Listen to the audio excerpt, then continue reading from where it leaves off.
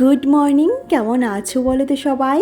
আশা করছি সবাই তোমরা ভালো আছো, আর আমরাও না বেশ ভালো আছি। আমার আরও একটি নতুন ব্লগে আবারও তোমাদেরকে স্বাগত জানাচ্ছি। আর আজকে হচ্ছে 23শে জুন, আর আজ থেকেই আমার মেয়ের স্কুল খুলেছে। তো ঘড়িতে কিন্তু বাজে 6টা বাজতে 10 মিনিট বাকি। আজকে সোমবার। ঘড়ির টাইম, বার, দিনক্ষণ সমস্ত কিছুই বলে আজকের ভিডিওটা শুরু করলাম।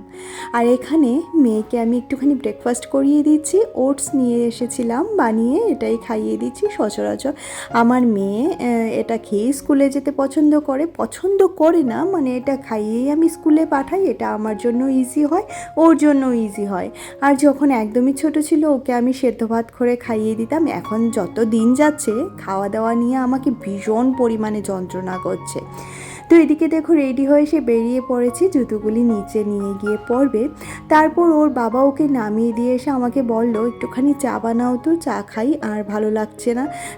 আর সকাল হলে ওর সাথে বসে চায়ের আড্ডাটা দিতে কিন্তু আমার বেশ ভালো লাগে। তাই তোমরা বলতে পারো যে সকাল সকাল চা নিয়ে বসে পড়ি, কিচ্ছু করার নেই, কারণ বরকে ওই চায়ের টাইমেই একটুখানি বেশি করে আমি পাই, জানো তো।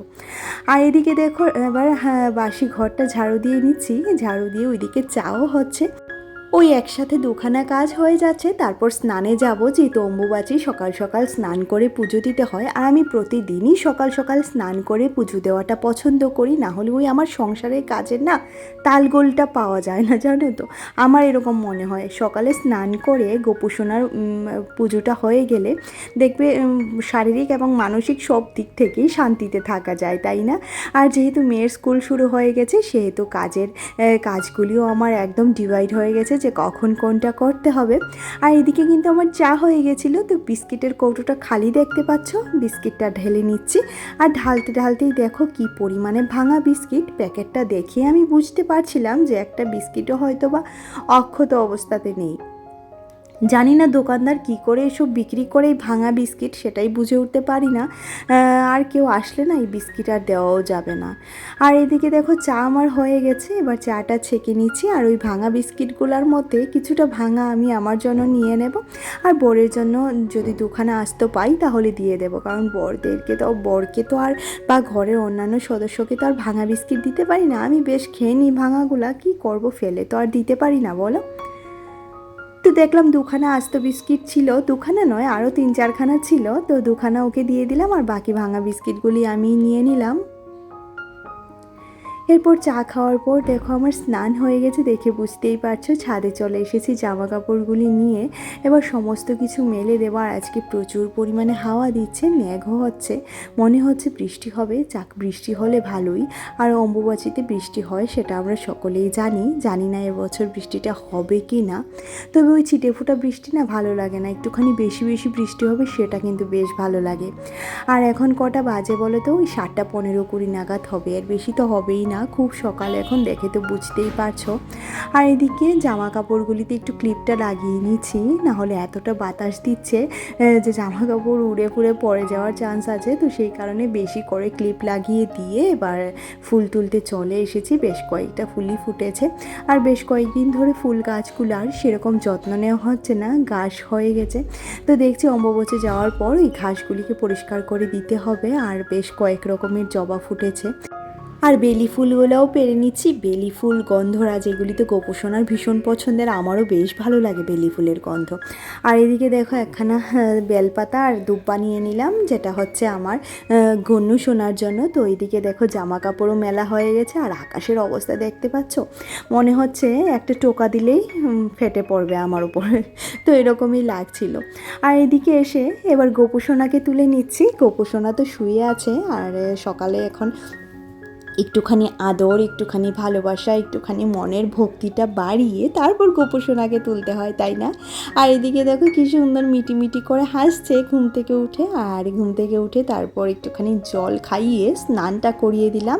এবার দেখো এদিকে সাজুগুজু করে বসিয়েও দিয়েছি, আর একটু আতর দিয়ে দিচ্ছি।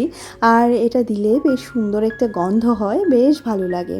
আর গোপুসোনাকে কেমন লাগছে জানিও। আমার এক দিদিভাই বলেছে ঠাকুরের জায়গাটা সুন্দর করে দেখাতে, তো সেটা আমি আগামী ভিডিওতে দেখাবো। এই ভিডিওর পর যেটা আসছে সেই ভিডিওতে আমি তোমাকে অবশ্যই দেখাবো। আর এদিকে আমার রাধা মা এবং মাধব সবাই রেডি হয়ে একদম সুন্দর পরিষ্কার পরিচ্ছন্ন ফুল টুল দিয়ে সেজে গুজে তৈরি।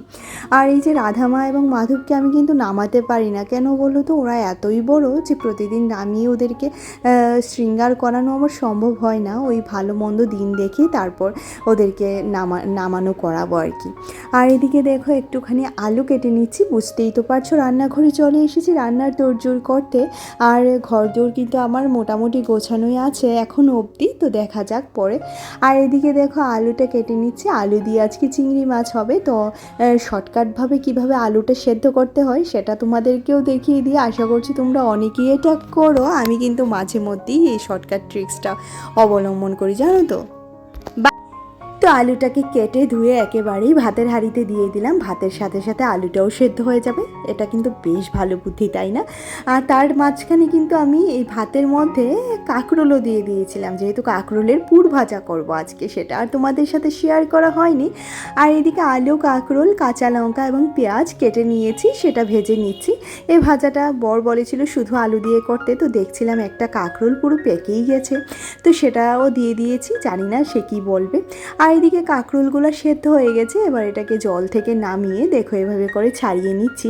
আর তোমরা কাঁকরোল পুর কে কে কীভাবে খাও সেটা আমাকে জানিও। আমার কিন্তু আমি যেরকম প্রসেসে করছি সেটাই ভালো লাগে। আমার শাশুড়ি মাকে আবার দেখি এই কাঁকরোলের দানাগুলোকে মিক্সিতে পেস্ট করে নেয় একদম সর্ষের সাথে, তারপর ওই কড়াইতেই মশলাটাকে ভালো করে ভেজে নেয়, তারপর পুরটা ভাজে।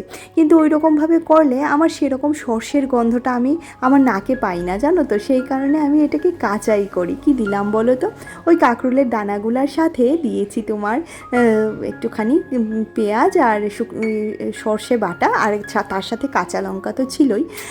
তো এটা দিয়েই বেটে তারপর পেস্টটা দিয়েছি। তারপর এদিকে দেখো আমি ওই কুল দিয়ে আজকে ডাল করেছি, তো ডালটাকে একটুখানি ফোড়ন দিয়ে দিয়েছি, একটুখানি সর্ষে ফোড়ন দিয়েছি, সর্ষে আর শুকনো লঙ্কা। আর এদিকে দেখো আমার কাঁকরোলগুলি পুরো রেডি। তো এবার চলো এদেরকে সাজুগুজু করানো যাক। এই যে এবার চামিচ দিয়ে প্রত্যেকটাই ভরে দিচ্ছি, এবার সুন্দর করে এটাকে সাজুগুজু করিয়ে দিলাম। তারপর ডালটা নামানো হয়ে গেছে, এবার কাঁকরোলের পুর ভাজাগুলি চলো ভেজে নেওয়া যাক। আর এখানে ব্যাটারটার মধ্যে ছিল শুধুমাত্র ময়দা আর একটুখানি সুজি, তার সাথে ছিল হলুদ এবং লঙ্কার গুঁড়ো আর লবণ।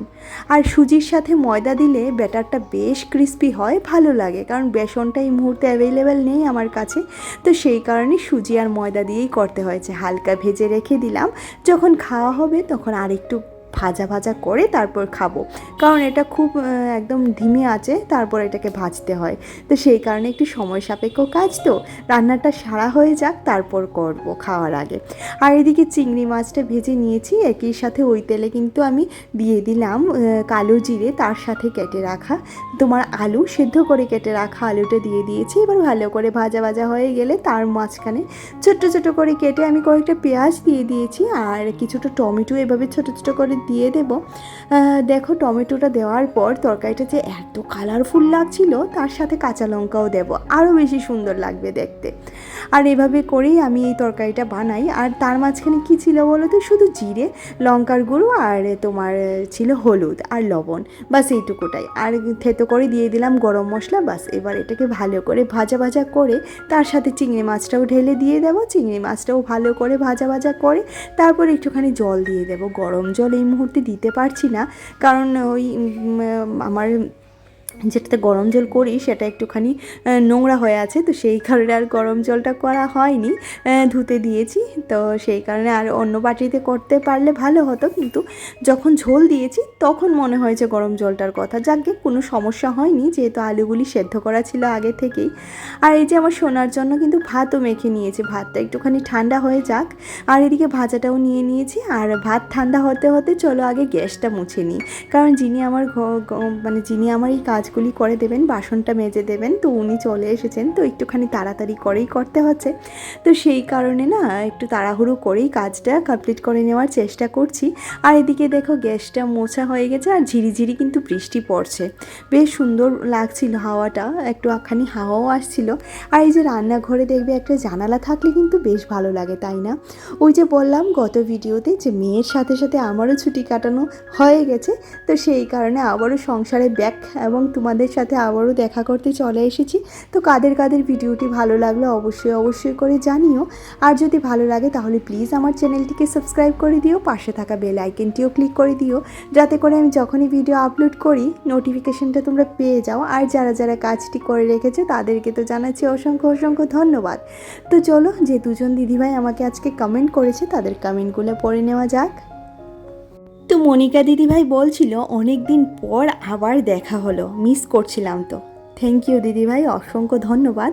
আর উনি আরও বলেছেন আমারও বাচ্চাদের পড়ার চাপের জন্য হয়তো রেগুলার তোমার সাথে দেখা হবে না। আসলে আমরা সবাই একই রকম, আর কি বলো, তোমার প্রবলেমটা বুঝি গো। মা, এতদিন পরে যে স্কুলে গেলে কেমন লাগলো তোমার? অনেক ভালো। অনেক ভালো। আচ্ছা, ক্লাস হয়েছে আজকে? হ্যাঁ, হয়েছে। কি ক্লাস হয়েছে মা? ইংলিশ হয়েছে, ম্যাথ হয়েছে, কম্পিউটার হয়েছে, বেঙ্গলি হয়েছে, এসএসটি হয়েছে। লিখে এনেছো? হ্যাঁ।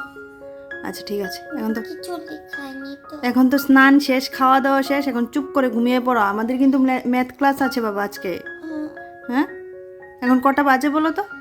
ঘড়িতে দেখে বলো তো কটা বাজে?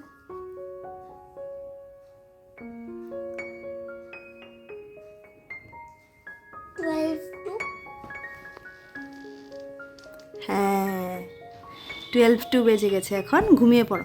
এখন ঘুমলে ঠিক 3টে বাজার 15 মিনিট আগে উঠবে, রেডি হবে।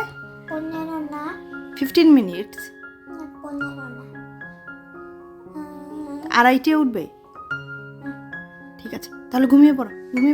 এগুলো দাও দাও দাও, এটা দাও। 9:30 আর 9:30 বাজে 2:30। 2:30? এটা কি 2:30 বলে? আচ্ছা ঠিক আছে, ঘুমাও। ঘুমিয়ে পড়ো, জায়গাতে যাও।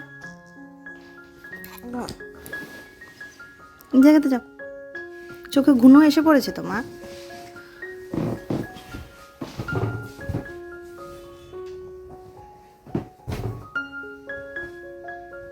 আরে, এটা খুলছিস কেন?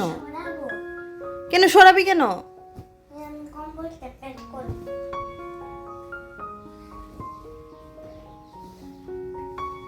তারপর সোনাকে ঘুম পাড়ানোর পর ওর পাপাও চলে এসেছিলো। আর এদিকের আজকে লাঞ্চ মেনুটা তোমাদের সাথে একটু শেয়ার করে নিলাম।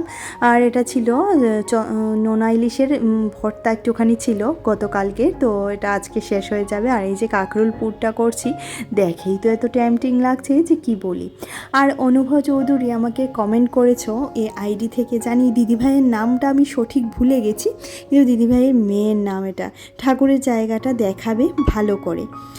অসংখ্য ধন্যবাদ দিদিভাই, তুমি আমাকে এই আইডিয়াটা দিলে। আমি আগামীকাল অবশ্যই তোমার সাথে ঠাকুরের জায়গাটা খুব সুন্দর করে শেয়ার করব, তবে তুমি অবশ্যই দেখো কিন্তু। তো খাওয়া দাওয়ার পর আমার যে ডাইনিং টেবিলটা ছিল সেটাকে ভালো করে মুছে নিচ্ছি। আর এদিকে দেখো কি পরিমাণে রোদ উঠেছে, এই রোদ উঠছে এই বৃষ্টি হচ্ছে, এটাই হচ্ছে সারাক্ষণ। এবার চলো ঘরে যাই, গিয়ে মেয়েকে বিছানা থেকে তুলে ওকে রেডি করালাম। ওরও না অনেকটা পরিমাণে এই সোমবারটা হলে না একটুখানি অসুবিধা হয়ে যায় গো। তো ওকে রেডি করে পাঠিয়ে তারপর আমি একটু শোবো, তারপর ওরা আবার বিকেলবেলা আসবে। তো বিকেলে আবার ওর সাথে দেখা হচ্ছে। তো বলছিল মা আজকে আসার সময় কিছু খাবার নিয়ে আসবো। আসলে কি বলো তো, ওই অনেক তাড়াতাড়ি ভাত খেয়ে নেয়, তো যার কারণে ওর খিদেও পায় প্রচণ্ড পরিমাণে। তো দেখছি ও কি আনে খাওয়ার জন্য, দেখা যাক। আর এদিকে দেখো আকাশে একদম আর মেঘের ছিটে ফোটাও নেই, পুরো রোদ উঠে গেছে, এত সুন্দর লাগছে আকাশটা। এবার দেখে মনে হচ্ছে যেমন শরতের আকাশ, তাই না? তোমরাই দেখো। আর তোমাদের কার কার এদিকে বৃষ্টি হচ্ছে জানিও কিন্তু। আমাদের এদিকে তো হচ্ছে, নামছে, হচ্ছে, কমছে, এই হচ্ছে। আর এদিকে দেখো বসে বসে এই যে খাচ্ছে কেক, আবার টিচারের বাড়ি যাবে। তো চলো আজকের মতো টাটা।